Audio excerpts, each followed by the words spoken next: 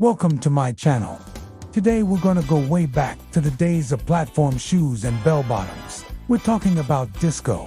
And in this first part, we're going to find out how disco became the hottest genre of the 70s. Disco ruled the 70s. Then America burned it down, literally. How did a genre that dominated clubs, radio, and fashion go from the height of pop culture to Public Enemy No. 1 in just a few years? Let's rewind to the rise and the dramatic fall of disco. Part 1. The rise. Disco wasn't just music, it was an experience. Born in the early 70s out of New York's underground clubs, it blended funk, soul, and Latin rhythms into something fresh and danceable.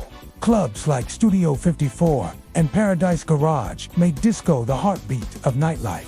Glitter, mirror balls, sequined outfits. It was pure escapism during a time when America was facing inflation, unemployment, and political scandal. And the stars, Donna Summer, the queen of disco, the Bee Gees with Saturday Night Fever, Gloria Gaynor belting I Will Survive. By the mid-70s, disco wasn't underground anymore. It was mainstream and unstoppable. Part 2. Disco Mania. The mid-70s, Saturday Night Fever, released in 1977, was the tipping point. John Travolta, in that white suit, strutting across the dance floor, became the global symbol of disco.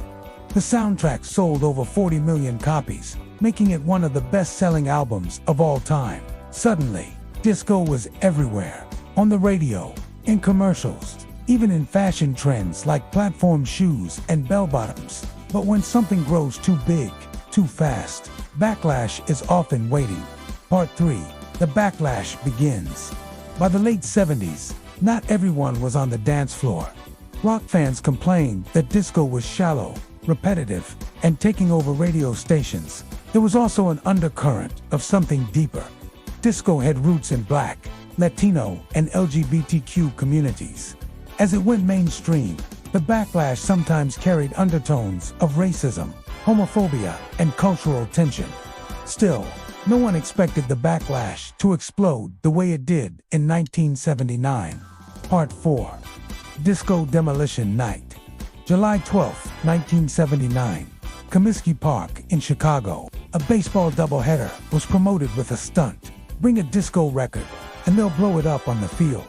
Tens of thousands showed up, more than the stadium could handle.